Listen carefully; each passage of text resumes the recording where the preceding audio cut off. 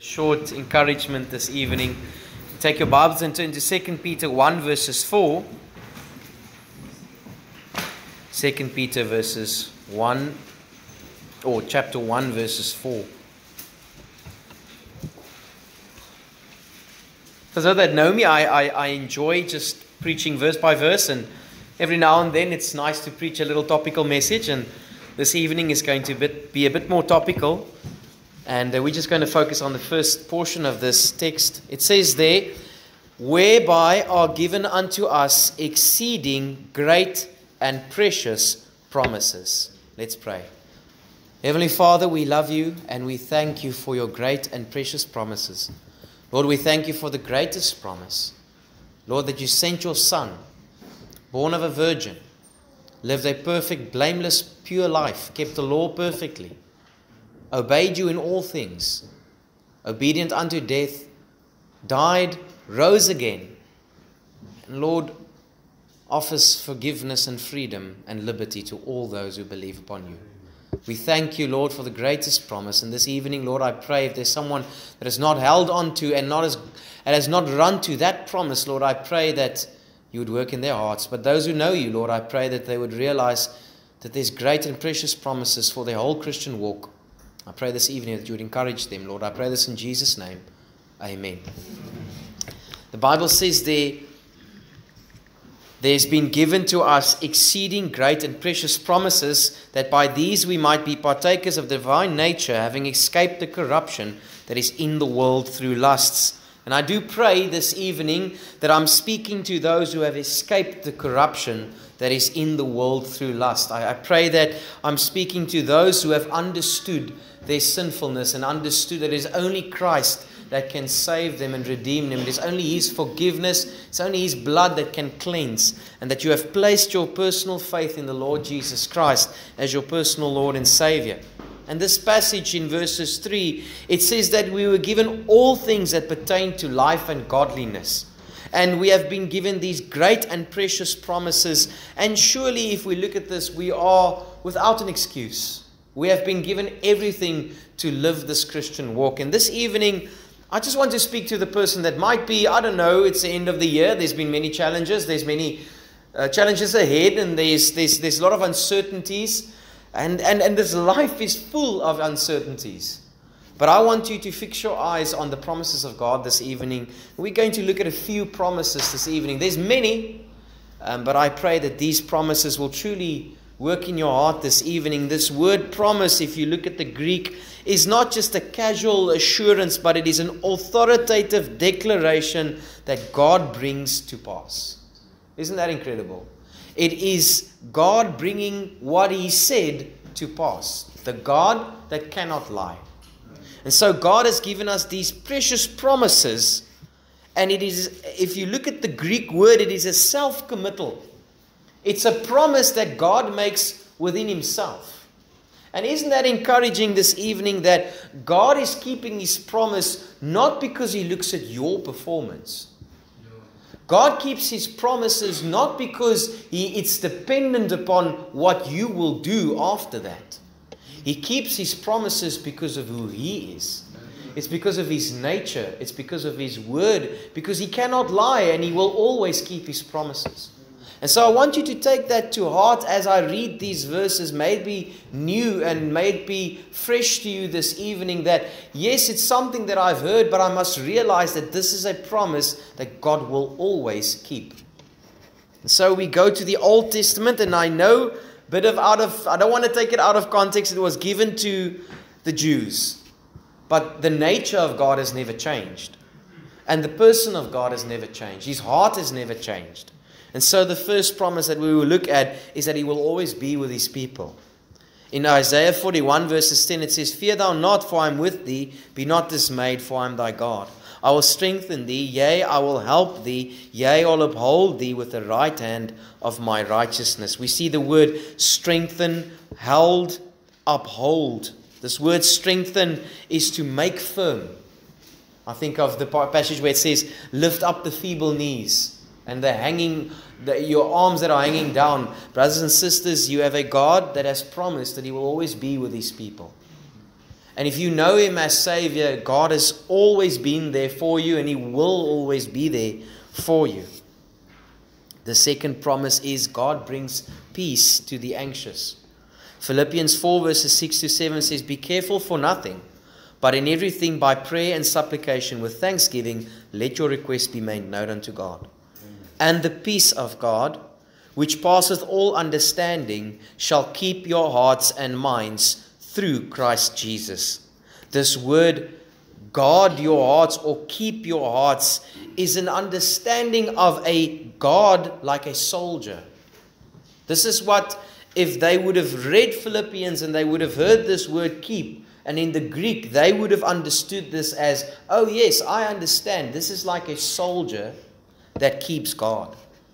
And this is what God promises to us. He says He will keep your heart and your mind through Christ. God, like a soldier, keeps your heart and keeps your heart at peace and keeps your heart free from anxiety, because I brought my supplications and I've brought my thanksgiving and I've made my request known unto God. I trust that He's a keeper of His word. I trust that when I bring my burdens and my cares to Him, He's a faithful, covenant-keeping God, and that He will keep His promises and that He will look after me. Then, number 3, God promises to supply our true needs. Philippians 4:19 says, "But my God shall supply all your need according to the riches in glory by Christ Jesus." Paul is, in this context, promising this to faithful, generous believers. And he promises not every want, but he promises every need. And this understanding is, the Greek understanding is to fill to the full. To fill to the full. God is able to meet every single need that you have. And it is not that He will answer every want and every desire, but I do know and pray that the closer a man walks with God, and the nearer you become, or the nearer you walk with God, you start to realize that the things that I want is not the things that I want anymore. And there's certain needs that will stay the need, and God knows how to meet those needs. There's not a need that you are aware of this evening that God is not willing and able to meet. And if He does not meet that, it's because He did not desire to meet that, because it was not specifically a need, or it wasn't good for you. But God will keep His word, and He will always keep His promises, that He will supply that which you need. Then the Bible says in James 1 verses 5, "If any man lack wisdom, let him ask of God, that giveth to all men liberally, and upbraideth not, and it shall be given him." This is a generous giving. He says that if any man lack wisdom, let him ask of God. And it's so incredible when we think of something that can be given liberally, something that can be given generously. We think of overflow, right? And if you were at a carnal heart, you would have thought, oh, I would love if God had to overflow in giving me financial wealth or whatever else it is. But when you become a Christian, you realize, oh God, if there's one thing that I truly need generously, it is your wisdom. I need your wisdom in how to deal with my children. I need your wisdom in my marriage. I need your wisdom in counseling people. I need your wisdom in making the right decisions for my family. I need your wisdom in the church. Lord, I need your wisdom in leading the church. Lord, I need your wisdom in as just being a mother or a father. I believe every single person in this room has a great need for wisdom. How often you cry out to God and say, God, I don't know what to do. I don't know what decision to make. If you are not with me, and if you do not guide me and give me the wisdom, then I can't do this. But here's the promise, that He will give you wisdom.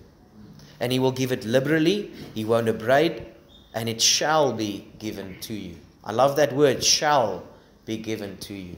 Do you truly believe this evening that if you go to God and ask Him for wisdom, that He truly will give it to you? That He will keep His word? And that, like I mentioned in the beginning, it's not just it is a true commitment that God makes to His word. God is committed to His word.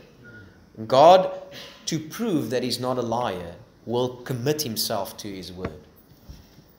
Verses 4, the fifth one, God promises to work all things for our good. Romans 8:28 says, "For we know that all things work together for good for those that love God and to them that are called according to His purpose."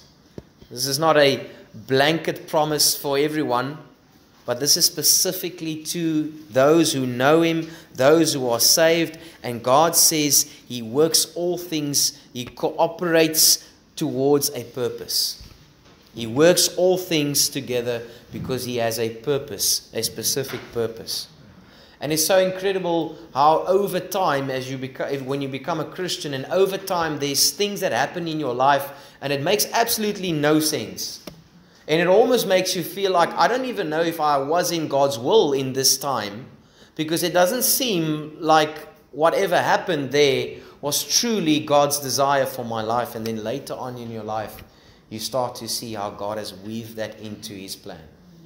And you look back and you realize, wow, God, you led me there. And I didn't know why, but now I know why. I didn't know why this happened, but Lord, now I know why this happened. You know, this is a simple statement, but if you truly believe it, it will change your heart. God never makes mistakes. Yeah. And I think sometimes people say this, and it's a good response, but people do. But you know what is incredible? God works in your mistakes. Yeah. If God had only to work because of your right decisions, it would have been a performance base. It wouldn't have been a covenant God. It would have been a promise-keeping God. It would have just been any other person that keeps his promises when what is done has been reciprocated. That wouldn't make God anything special, because it would be the same relationship that we treat others, right? If my wife is kind to her, I'll be kind to her, right? Or kind to me, then I'll be kind to her. She's always kind to me, by the way. That's why I'm always kind to her. All right. But that's human. And if you're a Christian, by no means you're going to use and abuse that. Then you're not a Christian. If there was a flickering in your eye and thinking, whoa, I can do what I want, God will still work it out, you're not a Christian. You don't know the Lord Jesus Christ. You don't have His heart. You don't have the desire of holiness. But if you do have His heart, then you realize, oh, thank you, Lord, that you have even worked out my mistakes, because you knew them before the foundation of the world. And you worked them out for your glory still. You didn't leave me the moment I made a mistake. Oftentimes Christians, they will speak to me and say, but I don't know, I didn't feel like I didn't make the right decision. And it's almost as if that person thinks, from now forward, everything else will go wrong. Right? Because I don't think I've made the right decision there. But God is so faithful, He knows, and He still works it out for our good. 6. God promises victory over temptation. 1 Corinthians 10:13 says, "There hath no temptation taken you, but such is common to man. But God is faithful, who will not suffer you to be tempted above that you are able, but will with the temptation also make a way of escape, that ye may be able to bear it." A way of escape, an exit, a way out. If you think of any situation that is dire and desperate, that's often the first thing that you think about, right? A way of escape. Well, how can I get out of this situation? And oftentimes in our frailty and in our humanity, in our sin, we want a way out, we force a way out. But if we can just sit still and say, my God has promised that there will be a way out. And if there's not a way out, it's because I can still bear it. Because He said He will never give me what I'm not able to bear. So maybe I must trust that God is able to help me still bear this burden, because He's not made a way of escape yet. 7. God promises to never leave us nor forsake us. Hebrews 13:5 says, "For He has said, I will never leave thee nor forsake thee." Isn't that an incredible promise? That on those low moments, on those moments when you are very acutely aware of your sinfulness, that God has promised that He will never leave you and He will never ever forsake you. Now, if you're a Christian this evening, then you will know how dark sometimes the thoughts can be when you realize new areas of your own sinful heart. And then sometimes the Lord puts his finger on something and you think, Lord, I've not been aware of this sin for 10 years after my conversion. Where does this come from? Have I been walking around with this all this time? Have you been aware of this all this time? And you were patient with me all this time. How is it possible, Lord, that you have not put your finger on this earlier? And then at that moment, all you can realize is that, yes, I've not left you, I've not forsaken you, and I was aware of this. It grieved me for 10 years. And now that you've repented of it, I've forgiven you, and I've not forsaken you.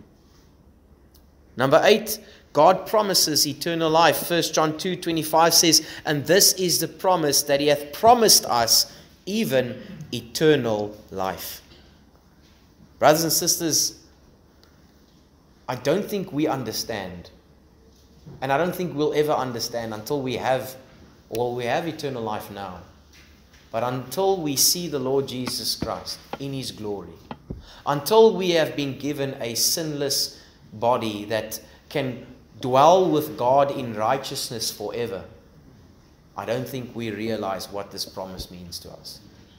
That one day we will be with God for all eternity and worship and praise him, and that we will be at peace with him forever.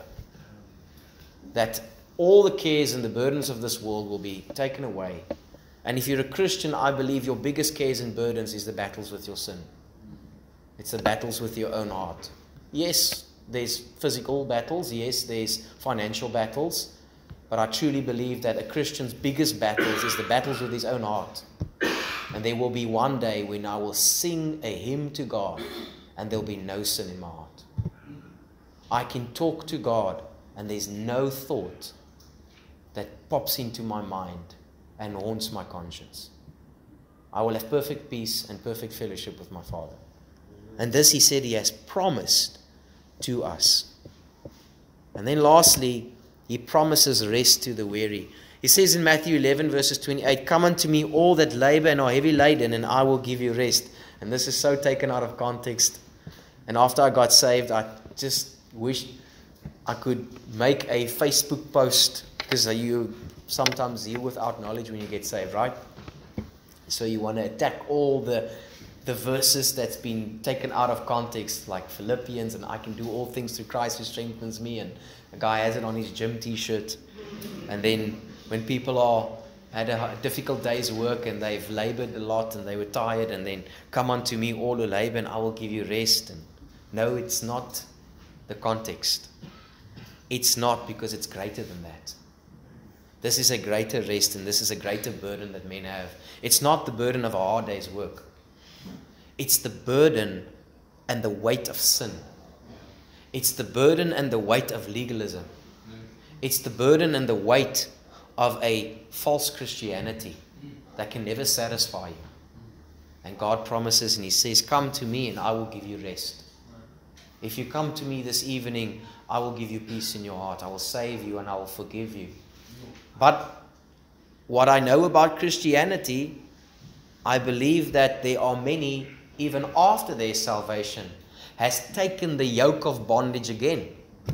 Why was Galatians written, if it was not so, that men have this tendency to put the yoke of bondage upon them again? And now, because we are wise enough to know that works cannot save us, now we are burdened by our works into, is this proving that I'm saved? And then I go into the legalism spiral again. And what is God's promise to even those that know him? Come to me if you are heavy laden, and I will give you rest. The same faith that saves you is the same faith that sanctifies you. It's the same faith that will one day present you blameless before the Lord Jesus Christ. Come unto me and I will give you rest this evening. And how can he do this? How can he do this? Because he is the God of the universe that keeps his promises from all generations to all generations. He will never lie.